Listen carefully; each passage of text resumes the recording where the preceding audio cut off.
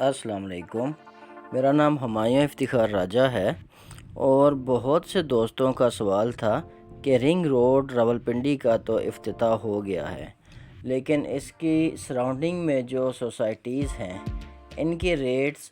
इनके प्रॉफिट्स एक अच्छे लेवल तक कब तक पहुंचेंगे और तकरीबन कितना अरसा लगेगा। तो मैं अपने दोस्तों को बताता चलूं कि ऑब्वियसली एकदम से तो प्रॉफिट्स नहीं लगेंगे। पहला महीना प्रॉफिट ज़रा सा स्लो होता है। जैसा कि मरगला एवेन्यू की एग्जांपल लेते हैं हम लोग, पहला महीना वहाँ पर लगा था उन लोगों के लिए जो लोग फ़ाइल्स बेचना चाहते थे और अचानक एक ख़बर मिल गई थी उन लोगों को कि मरगला एवेन्यू का संग बुनियाद रख दिया गया है और काम इस पे शुरू होने वाला है। तो तकरीबन एक महीने में जितने लोग भी बेचना चाहते थे उन सब ने बेचने की थी, तो एक महीने तक कोई ख़ास गेन नहीं आया था और समझें तकरीबन एक महीने तक 2-3 लाख का ही सिर्फ गेन आया था। फिर जिन लोगों ने सेलिंग करनी होती है, जो लोग इस इंतज़ार में थे कि वो लोग अपनी फ़ाइल्स बेच देंगे जैसे ही इफ्तिताह होता है, उनकी ओवर सप्लाई आती है मार्केट में, तो थोड़ा सा फ़ील होता है कि शायद मार्केट आहिस्ता आहिस्ता इंक्रीज़ होगी। लेकिन जैसे ही जिन लोगों ने बेचनी होती हैं फ़ाइल्स, वो बेच के निकल जाते हैं और जो नए बायर्स होते हैं वो इस ऑब्जेक्टिव से आए होते हैं मार्केट में, अभी लेके इसे रख देंगे और जब इस एरिया में डेवलपमेंट होगी तब अच्छी खासी यहाँ पर रेट इंक्रीज़ होगा, तब तक बेच देंगे। इसके अलावा कुछ लोग लॉन्ग टर्म या एंड यूज़र के तौर पे रखना चाहते हैं, तो ये जो नई एंट्री लेते हैं लोग, इसके बाद सेलिंग रुक जाती है और तकरीबन 2-3 महीनों के अंदर एक वक्त आता है जब सेलर नहीं मिल रहा होता और बायर ही बायर मार्केट में रह जाते हैं, क्योंकि एक अरसे से लोग प्लॉट जो रख के बैठे होते हैं। जैसे बहरिया फ़ेज़ 8 एक्सटेंशन में पिछले 1-2 साल से जिन लोगों ने परचेजिंग इस लिए की थी कि संग बुनियाद रखा जाएगा तब बेचेंगे, या रूडन इनक्लेव में पिछले 2-3 साल से जिन लोगों ने इसलिए परचेजिंग की थी या कुछ महीने पहले इसलिए परचेजिंग की थी कि रिंग रोड का संग बुनियाद रखा जाएगा तो बेच के निकल जाएंगे। या फॉर एग्ज़ाम्पल गुलशन कश्मीर की मैं मिसाल देता हूँ, जो 30-35 साल जिस प्रोजेक्ट को हो चुके हैं, वहाँ पे थोड़ा सा डेवलप करके आगे कुछ डेवलपमेंट नहीं है और लोगों ने कोड़ियों के दामों पे वो फाइल्स रखी हुई हैं, उन्हें बेच कर भी कोई ख़ास फ़ायदा उन्हें नहीं था। अब उसके पास से रिंग रोड रावलपिंडी गुज़रनी है,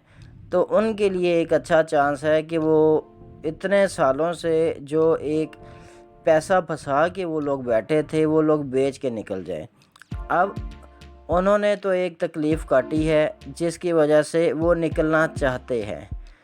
लेकिन बहुत से लोग ऐसे हैं जो इन्वेस्टर हैं जिन्होंने घर नहीं बनाना,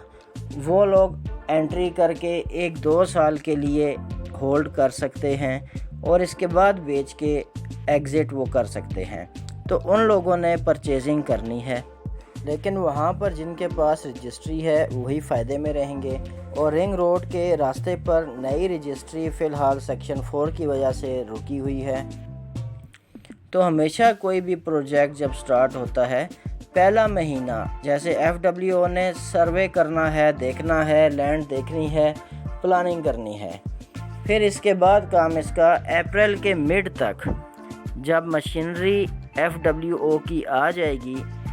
किसी भी न्यूज़पेपर में या सोशल मीडिया पे उनकी पिक्चर्स जब आ जाएंगी, इसके बाद रेट्स में तेज़ी से इजाफ़ा शुरू हो जाएगा। इससे पहले हल्का हल्का होगा।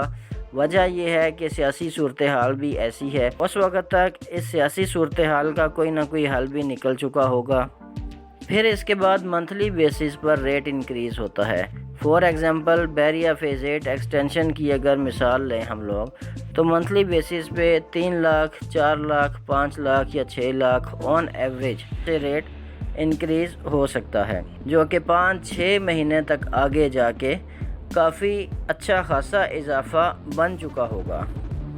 اور سیکنڈلی ایک اور سوال تھا کہ کیا B17 کی مارکیٹ میں جمپ نہیں آئے گی جب مرغلہ ایونیو پہ ٹریفک رواں دواں ہوگی؟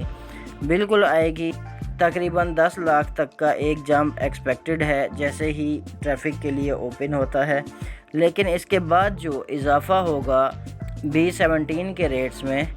وہ خالص وہاں پہ آبادی، گھر بننے اور ڈیولپمنٹ کی بیسس پہ اضافہ ہوگا،